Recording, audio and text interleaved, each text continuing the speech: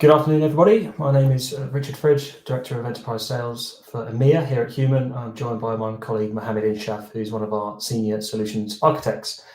Thanks, everyone, for joining our webinar today on the topic of do you even know who's real? The true impact of evolving bots. So Mo is driving the slides today. So Mo, if you can jump to the agenda, perfect. Thank you very much. So in today's webinar, we're going to cover a number of topics, lots to cover in this half hour. So first off, we're going to kick off with the understanding bots in their evolution from sort of Gen 1 bots all the way through to what we're seeing, the most sophisticated bots now. We're then going to touch on the quadrillion reports. We're covering a number of different bot attack statistics, a report created by Human based on data that we were seeing across our customers over the course of the last year.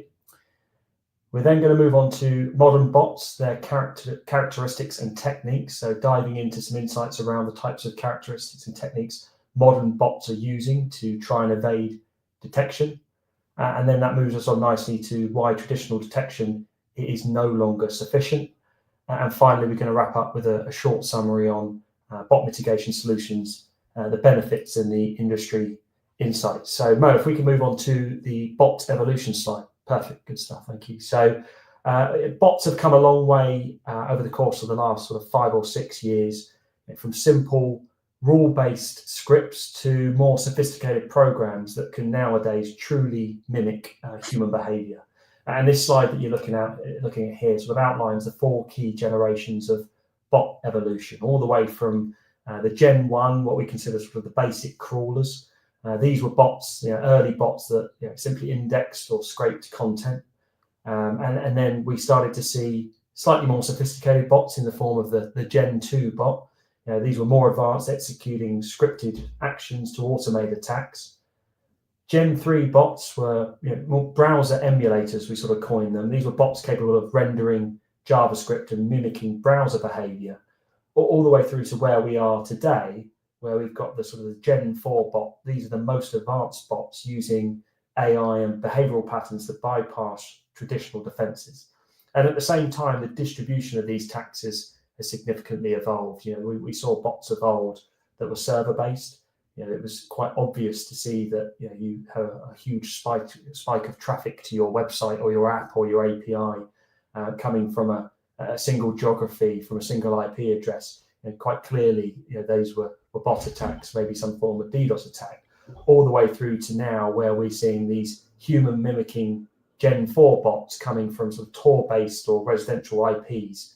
They're harder to attack and they blend in with real user traffic. And this evolution means businesses need more advanced detection strategies, and where traditional defenses, things like captures and rate limiting, are no longer effective against modern bots. And as bot sophistication continues to grow, we're on the cusp of seeing the next iteration of bots go mainstream with the introduction of things like agentic AI. These bots will operate almost autonomously. They'll adapt in real time, execute complex multi-step tasks, and on the most part, these will be bots that we use as consumers that are searching, shopping, streaming on the internet for legitimate purposes. But naturally, where there are good uses for bots, the attackers will also try and use them for bad. So we're going to talk today about some of those techniques that will be used, that we're starting to see across our customer base already. We can jump to the next slide, mate. And a key stat here that came actually based from some data, some publicly available data from Human and LexisNexis risk solutions, that talks about the fact that bots are now used in the attack path for 77% of criminal attacks. So that doesn't mean that all online, 3/4 of all online attacks are by bots, but somewhere along that journey, typically at the start of an attack, to initiate attack and use scale to do things like carry out account takeover attacks or do things like scraping. Cyber criminals use bots in 77% of attacks. So if you can stop bots, you can make it significantly harder to scale attacks. Thanks, Mo. And then to move on to this quadrillion report that I referenced earlier. So this is a report released not too long ago at the back end of 2024 by Human, based on insights that we'd seen across our customer data. And the human defense platform, Human's platform to protect against a range of different online automated attacks, observed more than 1 quadrillion interactions across our customers. So over the course of a year, we saw over 1 quadrillion interactions on which we determined the humanity of that interaction, whether that was a human or a bot. And across those, we saw some really key insights across 4 different attack types that we examined. So the first was account takeover attacks. 20%, roughly 1 in every 5 visits to a login page in 2023 was an ATO attack that we observed across our customers. So 1 in every 5 users or attempts to log in was actually a malicious attempt trying to compromise an existing user's account to do something malicious or fraudulent. When we look at carding, 26% of carding attacks per customer. So that rose significantly from 2022 to 2023, an uptick in carding attacks. Web scraping, 1 billion was the average number of scraping attacks blocked per customer in 2023, where attackers are trying to scrape top content for some purpose, whether that's media content that's hard to produce and costly to produce, and people or attackers are scraping that to repurpose it and try and monetize it for their own gain. Or even just competitive scraping, whereby a competitor, maybe in the travel industry, for example, would want to know their competitors' pricing so that they can then price themselves accordingly. Over 1 billion on average across our customers in 2023. And then finally, account fraud. The average number of fake account creation attempts blocked per customer in 2023 was 200,000. So we saw examples of that might be that a gambling company who's offering a free bet when someone signs up for an account. Well, imagine if you could sign up for 10,000 accounts using bots and get lots of free bets. That's a pretty quick and easy way to monetize an offer. So things like bonus abuse that were as a result of account fraud. And then now we're going to just jump to a couple of industry-specific insights. So scraping attacks, when we looked at our customers in the travel and hospitality businesses, they nearly tripled from 2022 to 2023. So this is a major concern. I sort of alluded to it earlier that for businesses that rely on things like pricing, integrity, and exclusive content, attackers being able to use automated bots to scrape pricing data, availability data for hotels and flights, as an example, and other proprietary information, impacting competitive advantage and revenue. And then when it comes to our retail and e-commerce customers, more than 1 in 4 visits to the login page was an ATO attack. And then these ATO attacks lead to things like successful ATO attacks, at least, lead to things like fraud, theft of loyalty points, and then maybe less tangible things, but some ones that have a significant impact as well, like reputational damage for the brand. If a customer is made aware that theirs, or maybe not even theirs, but they see in the press or hear that accounts have been taken over, should I say, it causes brand damage, which might mean that customer is less sticky or less likely to return to purchase goods from that organisation.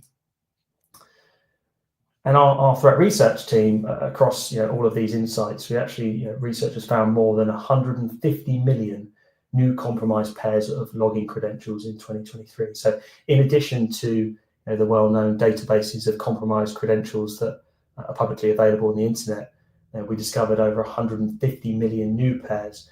And to boil this down, what this means is that this is examples of where organizations have been compromised, customer credential pairs have been stolen and then maybe made available either publicly or for sale on the internet, and then attackers would use them to try and compromise user accounts on other services under the assumption that, like many users do, they're using the same username and password across many different websites. And this fuels bot attacks, things like ATO, carding, and even fake account creation. And we also are observing more sophisticated techniques where organizations have implemented things like two-factor authentication, multi-factor authentication. Even those types of tools are being bypassed with advanced phishing and social engineering style attacks. And on to the sort of final example, please, Mo. And then finally, streaming and media businesses had the highest scraping rate. 46% on average of their traffic was deemed to be bot traffic, and specifically scraping traffic. trying to steal premium content, pricing models, customer data, and ultimately undermining the business value. And again, effective bot mitigation is critical to safeguard intellectual property and revenue streams. So now I'm going to hand over to Mo, who's going to talk a little bit about the characteristics and techniques of some of these modern bots we're seeing by sharing a number of examples of customer insights. Yep, thanks, Rich. Hi, everyone. I'd like to take a few minutes to share some real-world examples from our customers to highlight just how sophisticated some of these bot attacks have become and the challenges businesses like yourself are facing to identify and mitigate some of these threats. So the first example is from one of our customers in the financial sector, so who were experiencing a surge in failed login attempts. So this example highlights a credential stuffing attack experienced by this customer. And as you can see from the data that we've collected, the attackers were using 11 distinct devices to carry out this attack. And the main threat vector the attacker was using is to spoof they're mimicking real humans. Even though they are a bot, they were mimicking real humans by showing mouse movement signals and so on. So when we looked at these mouse movement signals, so if you look at this customer's login page and if we overlay the mouse movement signals, so it is really evidence the effort that the attacker has put in to evade traditional detection tools. So here's another movement. So you can see, they tried to randomize it.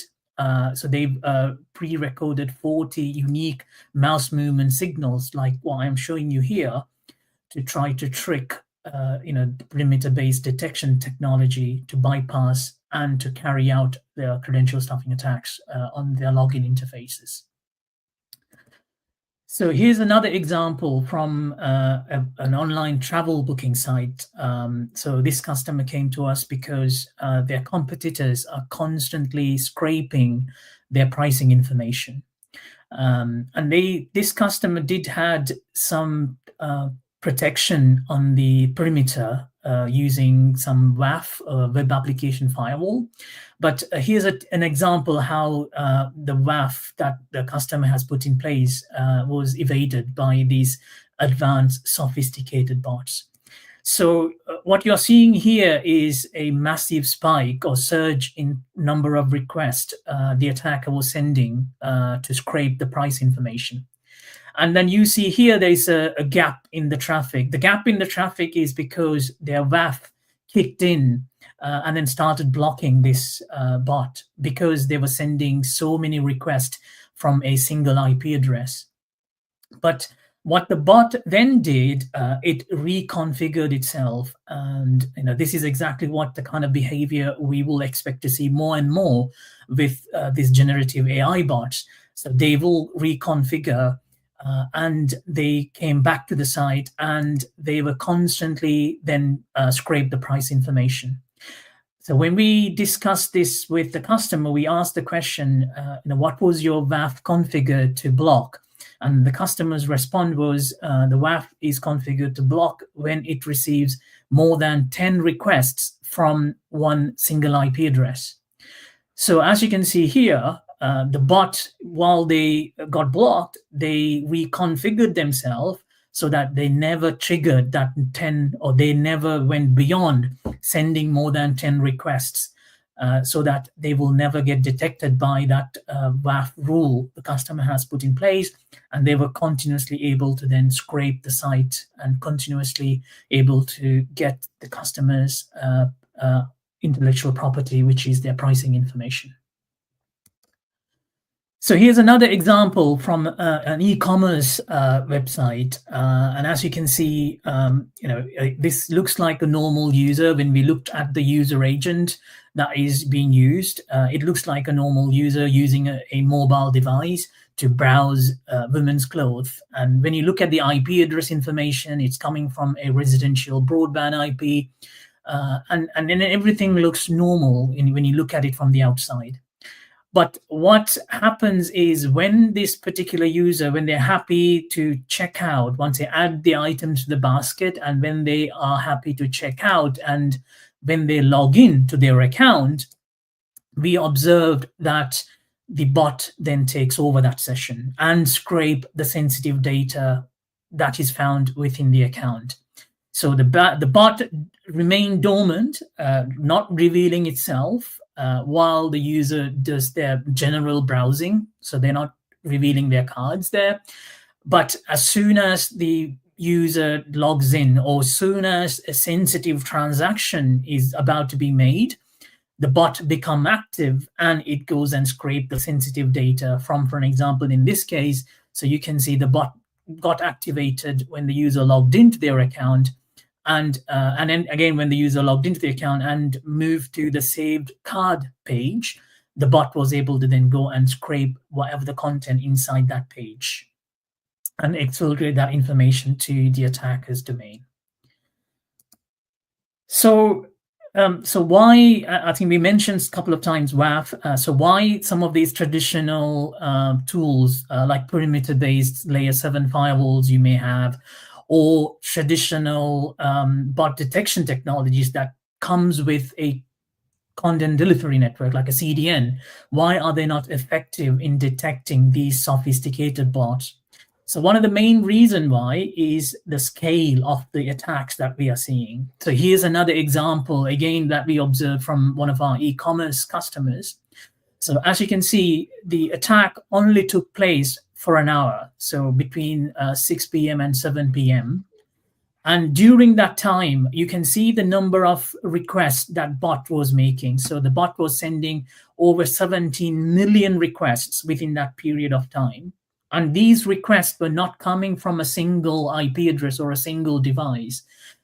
If that is the case, if these all 17 million requests are coming from a single device or a single server, a WAF or a perimeter-based bot detection tool might be able to detect this and block this. But you can see the extent of the attack. So they've scaled the attack so that they used over 7,400 unique IP addresses to distribute these 17 million bad requests. And they were using 40 different fingerprints. So what that means is they're using 40 different unique devices to send these attacks. And you can see the number of ASNs the attacker was using. So these are all done. The attackers use techniques like this so that they can bypass basic controls that customers may put in place. So something like WAF or something like a layer 7 firewall. So that's why when you want to fight against these modern bots, modern sophisticated bots and automation, these perimeter-based controls are not effective. So that's why you need to think about looking into a sophisticated bot detection tool. Thanks, Mo. So with that, I'll hand it back to Richard.